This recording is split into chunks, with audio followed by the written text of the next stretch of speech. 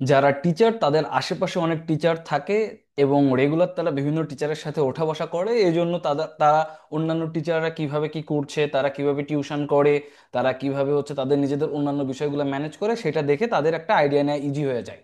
আবার যারা ডক্টর আছেন তারাও তাদের আশেপাশে অনেক ডক্টর দেখেন, সো তাদের একটা কমিউনিটি তৈরি হয় এবং রিয়েল লাইফে তারা যেহেতু রেগুলার একে অপরের সাথে চলাফেরা করছেন, সুতরাং তাদের মধ্যে একটা ভালো বন্ডিং তৈরি হয় এবং তারা বুঝতে পারেন যে কি করা উচিত না করা উচিত। বাট যারা ফ্রিল্যান্সিং বা এই টাইপের কাজকর্মের সাথে জড়িত আছেন, সাধারণত যেটা হয় যে আসলে নেটওয়ার্কের জায়গাটা মানে রেগুলার কথাবার্তা হয় এবং দেখা হয় এমন মানুষের সংখ্যাটা কিন্তু লাইফে অনেক কম থাকে। যাদের সাথে কথা হয় তারা মোটামুটি ম্যাক্সিমাম সবাই হচ্ছে আপনার সাথে একটা ডিস্টেন্স মেনটেন করতেছে, যে সে একটা প্লেসে আছে আপনি একটা প্লেসে আছেন, এবং হয়তো বা মাঝে মধ্যে কালে ভদ্রে আপনাদের প্রয়োজনের কারণেই তাদের সাথে কথাবার্তা হচ্ছে। And most of the cases দেখা যাচ্ছে যেটা হয় সেটা হলো আমরা নিয়মিত যোগাযোগ স্থাপন করতে পারি না, সেটা ব্যস্ততা বলেন কিংবা হচ্ছে যোগাযোগের কারণটা বলেন, বিভিন্ন কারণে হয়ে ওঠে না। এখন আমি এই ঘটনাগুলো কেন বলছি, এটা বলার কারণটা হচ্ছে অ্যাজ এ ফ্রিল্যান্সার আপনার তো একটা ক্যারিয়ার প্ল্যানিং করা উচিত। ধরেন যিনি ডক্টর তিনি তার একটা ক্যারিয়ার প্ল্যানিং করেন যে ঠিক আছে আমি এখন একটা হচ্ছে ক্লিনিকে বসে আমি হয়তো বা পেশেন্ট দেখতেছি, একটা সময় পরে গিয়ে আমি নিজে একটা ক্লিনিক করব, বা আমি হয়তো বা বিসিএস এ যাব, যে দেন হচ্ছে আমি হয়তো বা ওখান থেকে কিছু একটা করলাম, আমি হয়তো বা প্রফেসর হয়ে গেলাম মেডিকেল কলেজে, তারা একটা প্ল্যানিং করতে পারে।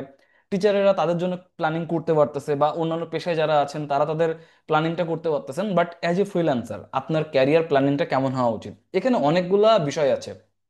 প্রথমত, আপনাকে কেউ পাশে থেকে আপনি তাকে দেখতে পাচ্ছেন না যে সে কিভাবে তার ক্যারিয়ারটাকে গোছাচ্ছে, তাই না?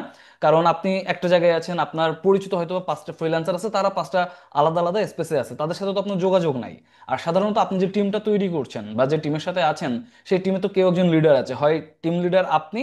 যদি আপনি টিম লিডার হয়ে থাকেন তাহলে যারা আছে তারা তো অ্যাকচুয়ালি আপনার লেভেলে নাই, তারা আপনার থেকে মানে জুনিয়র স্কিলের দিক থেকে, দ্যাটস ওয়াই তারা আপনার টিমে কাজ করতেছে। সো স্বাভাবিকভাবে আপনার সাথে তারা লেভেলটা ম্যাচ করতে পারবে না। অ্যাট দ্য সেম টাইম আপনি যদি ওই জুনিয়রে থাকেন, আপনার যিনি টিম মেম্বার বাট যিনি সিনিয়র আছেন, যিনি হচ্ছে টিমটাকে লিড করতেছেন, আপনি তার পজিশনে নাই, সুতরাং তার চিন্তা ভাবনার সাথে আপনার চিন্তা ভাবনা অ্যালাইন করবে না, কখনোই সম্ভব না। তাহলে আপনাকে তাদের সাথে সম্পর্ক স্থাপন করতে হবে যারা আপনার লেভেলে আছে। এখন বিষয় হচ্ছে যে আপনি যে লেয়ারে আছেন, আপনি যে লেভেলে আছেন, এই লেভেলে যারা আছে তাদের সাথে কি নিয়মিত আমাদের দেখা হয়? হয়তো না। তাহলে আমরা কিভাবে আমাদের প্ল্যানিংটাকে সাজাইতে পারবো? দেখেন, আমি আসলে যখন শুরু করছিলাম তখন তো বয়স অনেক কম ছিল, 18 হয় নাই। তো সে সময় তো এত কিছু চিন্তা ভাবনার জায়গা ছিল না। বাট ধীরে ধীরে যখন আসলে নিজের বোধ বুদ্ধি হচ্ছে, বাস্তবতা যখন আরো ক্লোজলি বুঝতে পারছি, দায়িত্ব যখন সম্পূর্ণ নিজের কাঁধে আসা শুরু করছে এবং বিভিন্ন বিষয়পত্র যখন আশেপাশে দেখছি, যেহেতু অনেকের সাথেই আমার কথাবার্তা বলা হয়ে থাকে সাধারণত, বা অনেকের সাথেই আলোচনা করা বলেন বা কথা বলার সুযোগ বলেন, এটা হয়েছে, এবং বিভিন্ন মানুষের জীবনযাত্রার ব্যাপারটা কাছ থেকে দেখা হয়েছে। সো আমার নিজস্ব অনেক রিয়েলাইজেশন আছে। সেই জায়গা থেকে আমার মতে আপনাদের চারটা বিষয়ে মেইনলি ফোকাস করা উচিত। আপনার একটা মানে আপনি যদি ফুল টাইম ফ্রিল্যান্সিং করতে চান, যে ভাই আমি জীবনে আর কোনো কিছু করব না, যা আছি এভাবেই চলবো, লাইফ টাইম আমি এইভাবেই সার্ভিস দিতে চাচ্ছি, আপনাকে চারটা বিষয়ে মেইনলি আমার মতে আপনাকে হচ্ছে ফোকাস করা উচিত। কি সেই চারটা বিষয় সেটা নিয়ে একটু কথা বলি। প্রথমত, আপনাদেরকে যেখানে মাথায় যে বিষয়টা মাথায় রাখা উচিত সেটা হলো side income source. Side income source কেন আপনার জন্য ইম্পর্টেন্ট? সাইড ইনকাম সোর্স আপনার জন্য ইম্পর্টেন্ট এই কারণে, আপনি অ্যাজ এ ফ্রিল্যান্সার হিসেবে আপনি এখান থেকে আপনি জানেন যে আপনি মাসে কত টাকা আর্নিং করবেন, এটা আপনার উপরে নির্ভর করে না। হয়তোবা আপনি এই মাসে 2 লাখ কামাইলেন, সামনের মাসে 1 লাখ হয়ে গেল, পরের মাসে 4 লাখ হইলো, পরের মাসে 50,000 হইলো, আপনি জানেন না, কারণ আপনার ক্লায়েন্টের উপরে বেস করতেছে আপনি কেমন কি অর্ডার পাবেন বা আর্নিং কেমন করবেন। তো যদি এমন হয় যে কোনো কারণে আপনি হচ্ছে আর্নিং করতে পারলেন না, তাহলে আপনার তখন কি হবে অবস্থাটা? আপনার জীবনযাত্রার মানটা তো ব্যাহত হবে। তো তার জন্য অবশ্যই অবশ্যই আপনাদেরকে, যেটা আমাদের প্রত্যেকে যেটা করা উচিত সেটা হলো সাইড ইনকাম সোর্স তৈরি করা। আপনি কোনোভাবে একটা কাজ করতেছেন ক্লায়েন্টের হয়ে, ভালো কথা, বাট তার পাশাপাশি আপনি আপনার একটা সাইড ইনকাম সোর্স তৈরি করেন, যেন আপনার মেইন আর্নিংটাকেও বাকি জিনিসগুলো সাপোর্ট দিতে পারে। কেন? কারণ আপনার জীবনযাত্রায় কোনো কারণে যদি কোনো ধস নামে কোন দিক থেকে, ওই ফ্রিল্যান্সিং এর সাইড থেকে, তাহলে এই যে সাইড ইনকাম সোর্সগুলো আছে এইগুলো আপনাকে হেল্প করবে ওই টাইমটাতে, মানে অন্তত জীবনে জাস্ট চলার মতো, ঠিক আছে, একেবারে ভেঙে না পড়ে যেন আপনি দাঁড়ায় থাকতে পারেন, তার জন্য আপনাকে হেল্প করবে। So that's why side income source তৈরি করা উচিত। একই সাথে আপনাকে এটা মাথায় রাখা উচিত যে আপনি ভাই লাইফ টাইম এইভাবে এত প্রেশার নিয়ে এত কিছু করে কাজ করতে পারবেন না। সো তার জন্য আপনাকে সেকেন্ড যে মেথডটা মাথায় রাখতে হবে সেটা হলো প্যাসিভ ইনকাম সোর্স। কারণ আপনি অ্যাক্টিভলি কাজ করতেছেন ফাইন, বাট যে ক্লায়েন্টের জন্য কাজ করছেন ম্যাক্সিমাম ক্লায়েন্টের ক্ষেত্রে দেখবেন তাদের প্যাসিভ আর্নিং সোর্স আছে, কিংবা তারা প্যাসিভ ইনকাম সোর্স তৈরি করতেছে। সো সেই জায়গা থেকে আমরা যেন আমাদের প্যাসিভ ইনকাম সোর্সটা রেডি করতে পারি। কি হবে, আপনি হয়তো বা অসুস্থ হয়ে পড়লেন, বা আপনি হয়তো বা কোনো কারণে সাফার করলেন কোনো একটা বিষয় নিয়ে, বাট আপনার যদি প্যাসিভ ইনকাম সোর্স থাকে, আপনি রেগুলার একটা আর্নিং করতে পারবেন সেখান থেকে, পরিশ্রম না করেও। এখন এইটা কিন্তু আপনার জন্য অনেক বেশি বেনিফিশিয়াল। কেন? কারণটা হচ্ছে যে আপনার হয়তো বা ক্লায়েন্ট নাই, কিন্তু তা সত্ত্বেও আপনার তো কোনো ফিক্স স্যালারিও নাই। তো চিন্তা হইতেই পারে যে মাস শেষে আমি করবোটা কি। আমার ফিক্স ক্লায়েন্টও নাই, আমার হচ্ছে হয়তো বা ফিক্স স্যালারিও নাই, আমি মাস শেষে আর্নিং কত করবো, এই মাসে এটা করলাম, নেক্সট মান্থে আমি কি করব।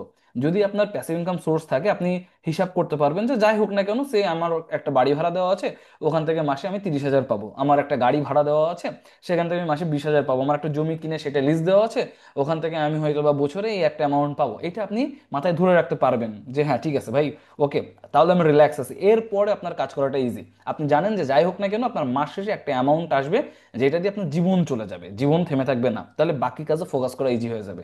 সো অবশ্যই এই প্যাসিভ ইনকাম সোর্সেও একটু নজর দিবেন। তৃতীয়ত, আপনাকে ইনভেস্টমেন্টে মনোযোগী হওয়া উচিত।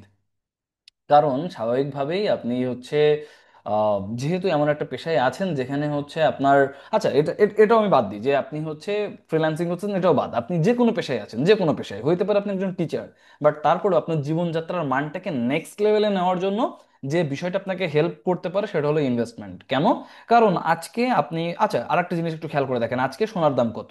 আজকে সোনার দাম আপনি জানেন যে বর্তমানে বাংলাদেশের মার্কেটে সোনার দাম 2 লাখের আশেপাশে চলতেছে। এখন হইতে পারে আপনি ভিডিওটা এখান থেকে আরো 2 মাস পরে দেখলেন, হয়তো বা সোনার দাম কিছু কমলো বা বাড়লো, কিন্তু এই অ্যামাউন্ট কিন্তু খুব বেশি বড়, বা মানে এমন হয় না যে বিশাল বড় অ্যামাউন্ট কমে বা বেড়ে গেছে। এক্সাম্পল দিয়ে বলি, 2024 সালের অক্টোবর মাসে সোনার ভরি ছিল, 21 ক্যারেট সোনার ভরি ছিল 1,15,000 টাকা বাংলাদেশের মার্কেটে, 2024 সালের অক্টোবরে। 2025 সালের অক্টোবরে সেম 21 ক্যারেট সোনার ভরি হলো 1,15,000 থেকে 2,08,000 পর্যন্ত, 6,000 পর্যন্ত বাড়ছিল, 6-7 হাজার পর্যন্ত বাড়ছিল, বেড়ে আবার কমে গিয়ে একদম 2 লাখ হয়ে গিয়েছে। এই যে একটা অ্যামাউন্ট, আপনি খেয়াল করেন জাস্ট 1 বছরে সোনার দাম বেড়েছে প্রায় দ্বিগুণ, প্রায় দ্বিগুণ। আপনি এমন একটা সেক্টর দেখান যেখানে আপনি আসলেই এত কম সময়ে এত বেশি রিটার্ন পাইতে পারেন। তাহলে আপনি আসলেই যদি গোল্ড, ল্যান্ড, কিংবা শেয়ার মার্কেটটা যদি বুঝে শুনে ইনভেস্ট করতে পারেন, বা যে কোনো জায়গাতে যেটা আপনি আসলে জানেন বুঝেন, আপনার নিজের একটা সেলফ রিয়েলাইজেশনের জায়গাটা আছে, বুঝে শুনে যদি সেই ইনভেস্টমেন্টটা করতে পারেন, তাহলে অবশ্যই ইনভেস্টমেন্ট আপনার জন্য লং রান অনেক বড় প্রফিট এনে দিবে, প্রফিট এনে দিবে। এই প্রফিটটা দিয়ে আপনি কি করবেন, এই প্রফিটটা রেখে দিবেন আপনি আপনার শেষ জীবনের জন্য। কারণ আপনাকে অবশ্যই শেষ জীবনের প্ল্যানিংটাও করতে হবে, অ্যান্ড সেটা হচ্ছে নাম্বার 4। আমি 4টার কথা বলছিলাম, নাম্বার 4 বা লাস্ট পয়েন্ট যেটা, সেটা হলো রিটায়ারমেন্ট প্ল্যান। আপনি রিটায়ারমেন্টের, যিনি হচ্ছেন ধরেন একটা সরকারি চাকরি করছেন, তিনি রিটায়ারমেন্টে গেলে তিনি হয়তো প্ল্যান করে রাখছেন যে আমি 50 লাখ টাকা পাবো বা 1 কোটি টাকা পাবো, তাই দিয়ে আমার জীবন চলে যাবে। বাট আপনি কি পাবেন? আপনি কি পাবেন? অ্যাজ এ ফ্রিল্যান্সার আপনাকে তো কেউ এক্সট্রা কোনো অ্যামাউন্ট দিবে না, আপনাকে ব্যাংকও লোন দিবে না। আপনি অ্যাজ এ ফ্রিল্যান্সার আপনি যদি ব্যাংক থেকে লোন নিতে চান, আপনাকে ব্যাংকও লোন দিবে না। হ্যাঁ, আপনি যদি বিপিএস করেন, এফডিআর করেন, তার এগেনস্টে লোন নিতে পারেন, বাট অ্যাকচুয়ালি কিন্তু হচ্ছে আপনার প্রয়োজন আছে সেই জন্য আপনি লোন নিতে চাচ্ছেন, এটা কিন্তু আপনি করতে পারবেন না। তো সেজন্য আপনাকে আগে থেকে একটু সিরিয়াস হওয়া উচিত, আপনি শেষ বয়সে কি করবেন। এখন আপনি মনে করতেই পারেন যে আমি এখন, আমার বয়স হয়তো বা 30, খুব তো বেশি বয়স হয় নাই, আরো 2-5 বছর যাক তারপরে দেখবো। বাট এইটা আসলে একটা ভুল ধারণা। ইনভেস্টমেন্ট বা হচ্ছে রিটায়ারমেন্ট প্ল্যানিং এ সমস্ত করার সময় এখনই, এখনই। আপনার বয়স 22 বছর, আপনি এখনই প্ল্যানিং করবেন। আপনি হাসতে পারেন কি, যে আমার বয়স 22, আমি এখন 60 বছর বয়সের জন্য প্ল্যান করবো। হ্যাঁ, এখন করবেন, কারণ এখন আপনার শক্তি সামর্থ্য আছে। 60 বছর বয়সে আপনার শক্তি সামর্থ্য থাকবে না, এখন আপনি অনেক রিস্ক নিতে পারেন। 60 বছর বয়সে আপনি রিস্ক নিতে পারবেন না, এখন আপনি সারাদিন দৌড়াইতে পারেন। 60 বছর বয়সে দৌড়াইতে পারবেন না, এখন আপনি ভেঙে গেলে আপনি উঠে দাঁড়াইতে পারবেন। 60 বছর বয়সে আপনার কোনো কিছুই এত সুযোগ থাকবে না। যেহেতু সুযোগটা এখনই আছে, এখনই কাজে লাগান। আর ইনভেস্টমেন্ট বলেন, এই টাইপের বিষয়গুলো আপনাকে লং রানে বেশি বেনিফিট প্রোভাইড করে। সো এই কারণেই বলছি যে আপনার বয়স এখন যেটাই হোক না কেন, আপনি আজ থেকে শুরু করেন। আজকে আপনি আমার ভিডিওটা সে যদি দুপুরে দেখে থাকেন, আপনি কালকে গিয়েই ব্যাংকে প্রয়োজনে হচ্ছে একটা মিনিমাম একটা ডিপিএস স্টার্ট করেন। তারপর সেই টাকা দিয়ে আপনি পরবর্তীতে অন্য কোনো ইনভেস্টমেন্টে গেলেন, বা আপনার কাছে যদি বড় অ্যামাউন্ট থাকে তাই দিয়ে আপনি একটা জমি কিনেন, পারলে গোল্ড কিনেন, পারলে অন্য কোথাও শেয়ার মার্কেট বলেন, বাইরে থাকলে আরো বিভিন্ন বিষয়াদি আছে, আপনি সেইগুলোতে আপনি ইনভেস্ট করতেই পারেন। এটা সম্পূর্ণ অবশ্যই আপনার রিসার্চের উপরে। আর আপনারা যদি মনে করেন যে না, ইনভেস্টমেন্ট নিয়ে আর কি আমি একটু টুকটাক কথাবার্তা বলি, তাহলে আমাদের সেকেন্ড চ্যানেলটা আর কি ভিজিট করতে পারেন, যেখানে মানি ম্যানেজমেন্ট নিয়ে আমরা ইন ডেপথ বিভিন্ন আলোচনা করি। মানি ডিকোডার নামে। ওই চ্যানেলটা আর কি আপনারা দেখতে পারেন, মানি ডিকোডার। ওকে। তো এই আর কি এই চারটা প্ল্যানিং আমার মনে হয় যে অ্যাজ এ ফ্রিল্যান্সার আপনার ক্যারিয়ার প্ল্যানিং হিসেবে এগুলো আপনাকে এখন থেকে চিন্তা করা উচিত, কারণ এই জিনিসগুলো নিয়ে চিন্তা না করলে যখন পরবর্তীতে ঝামেলায় পড়বেন তখন কিন্তু উঠে দাঁড়াইতে কষ্ট হয়ে যাবে। বাট এই জিনিসগুলো আপনাকে ওই কোথাও পড়ে যাওয়ার হাত থেকে আপনাকে বেশ বড়সড় একটা সুবিধা দিবে এবং আপনাকে মোটামুটি সাপোর্ট দিবে। আর আপনি পড়ে গেলেও সেইভাবে ক্ষতিগ্রস্ত হবেন না, আবার নতুন করে উঠে দাঁড়িয়ে চলতে পারবেন। এই আর কি।